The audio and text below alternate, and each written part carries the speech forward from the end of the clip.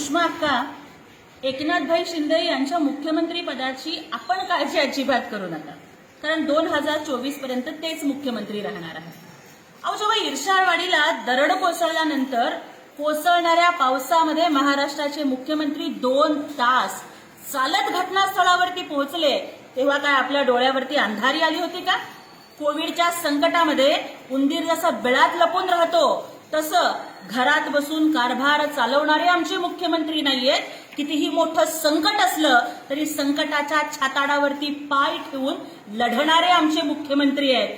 त्यामुळं घरी बसणारे घरकोंबडे अनेक पाहिले, पण सन्माननीय एकनाथभाई शिंदे हे जनतेच्या मनात राहणारे मुख्यमंत्री आहेत, अनाथांचे नाथ आहेत आणि महाराष्ट्राचे ते नाथ आहेत.